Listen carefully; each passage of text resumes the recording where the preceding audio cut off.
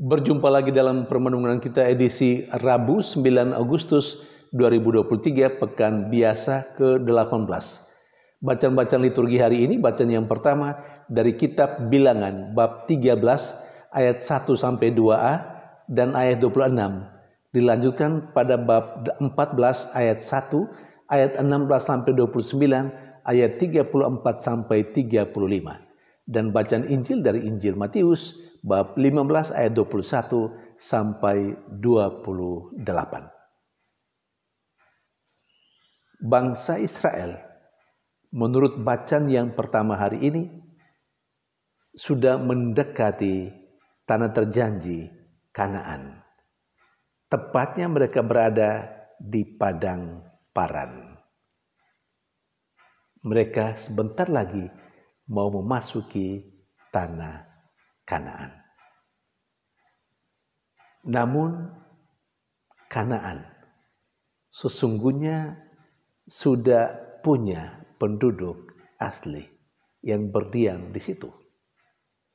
Maka dengan jumlah yang besar, ketika harus menduduki tanah Kanaan, pasti akan terjadi semacam pergeseran dengan orang-orang asli di situ.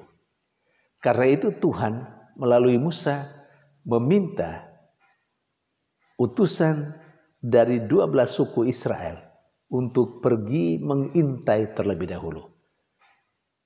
Dan apa yang mereka dapatkan setelah diintai tanah Kanaan itu selama 40 hari, mereka mendapatkan atau fakta yang mereka dapatkan dari lapangan. Yang pertama, Kanaan memang tanah yang subur, yang berlimpah susu dan madu. Tapi yang kedua, kotanya besar-besar dan punya benteng, sehingga pasti ada kesulitan ketika orang Israel harus masuk di sana. Dan misalnya terjadi pergeseran antara bangsa Israel dengan penduduk asli. Tetapi Tuhan memang sudah berjanji untuk memberikan tanah itu kepada bangsa Israel. Tuhan tidak pernah berubah, kemarin, hari ini, dan esok. Artinya, Tuhan pasti akan memberikan itu kepada bangsa Israel atas cara apapun itu. Nah, tetapi ada sebagian dari para pengintai yang juga diutus dari antara orang Israel yang bercerita lain. Dan ceritanya itu menimbulkan rasa takut yang luar biasa dalam diri orang-orang Israel. Dan ini tidak dikehendaki oleh Tuhan. Apalagi cerita hoaks. Cerita yang memprovokasi sehingga terjadi pergolakan dalam bangsa Israel sendiri. Dan apa reaksi Tuhan? Tuhan marah. Lalu Tuhan mengancam bahwa orang-orang yang bersungut-sungut, yang berkata hal yang lain tidak sesuai dengan kebenaran, mereka tidak akan pernah masuk tanah terjanji. Intinya adalah yang masuk tanah terjanji adalah bangsa Israel yang takwa dan taat pada Tuhan. Tetapi bangsa atau orang-orang yang suka menggerutu, bersungut-sungut pada Allah, mereka tidak akan pernah masuk dan menikmati tanah terjanji itu. Saudari dan saudara terkasih, Kanaan menjadi juga tempat tanah terjanji untuk kita. Bagi kita, Kanaan adalah surga. Dan surga menjadi tempat goal kita. Kita menuju ke sana.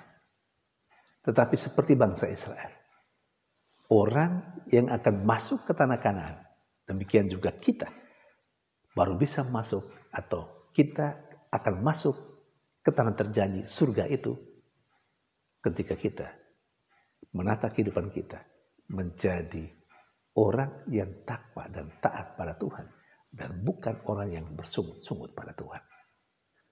Saudari dan saudara terkasih, ini teguran untuk kita supaya menjadi manusia yang taat, percaya pada Tuhan, dan melaksanakan apa yang diperintahkan Tuhan. Karena surga memang disiapkan untuk semua kita.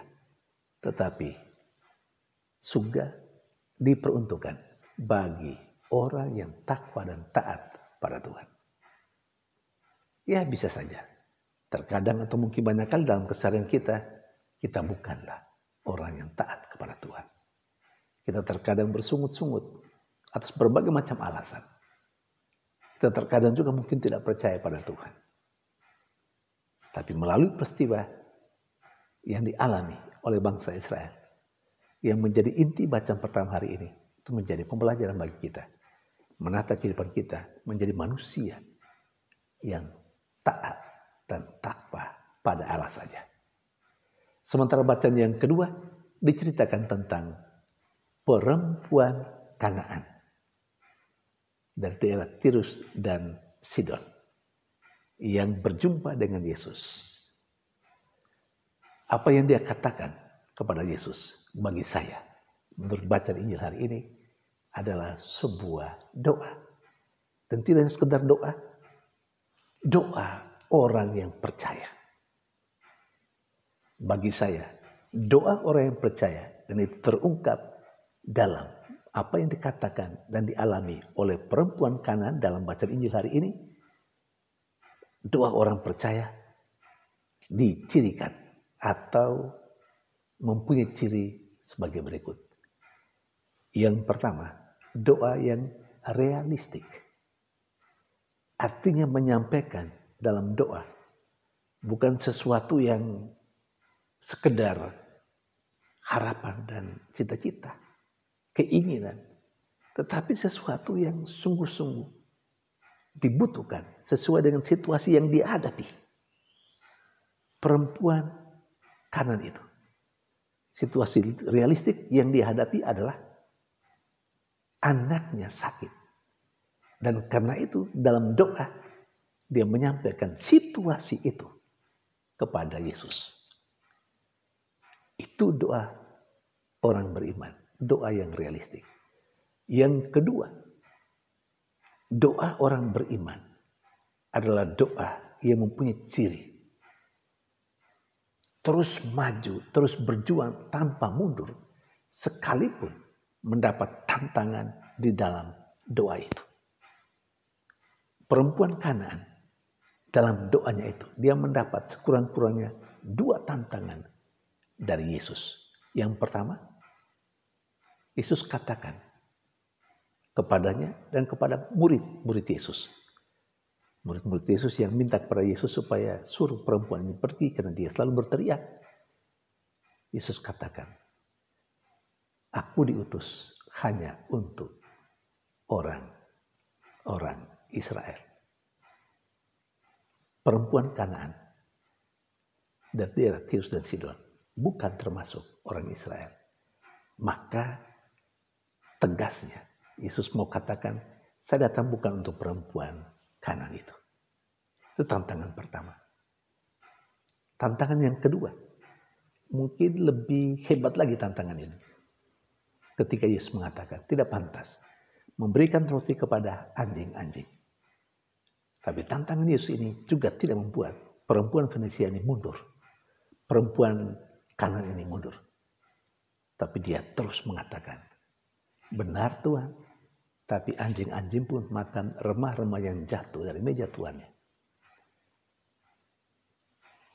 Ini mengungkapkan iman yang luar biasa dari perempuan Kanaan dalam doanya. Dan apa yang dia dapatkan pada akhirnya? Anaknya sembuh. Saudari dan saudara terkasih, doa pasti biasa kita lakukan. Tetapi apakah doa-doa yang kita lampungkan setiap hari barangkali adalah doa yang bercirikan sebagaimana yang ditegaskan atau doa perempuan Kanaan itu? Apakah doa-doa yang kita biasa lampungkan, kalau kita melakukannya dalam kehidupan kita, apakah itu adalah doa orang beriman sungguh-sungguh? Doa yang realistik? Dan kalau mendapat tantangan, misalnya, belum juga dikabulkan. Belum juga dikabulkan. Padahalnya sudah 3 bulan berdoa. Sudah 1 tahun berdoa. Sudah 2 tahun dan seterusnya dan seterusnya. Itu tantangan. Apakah tantangan-tantangan itu membuat kita mundur dalam doa? Atau kita seperti perempuan Kanaan itu terus maju? Pengalaman.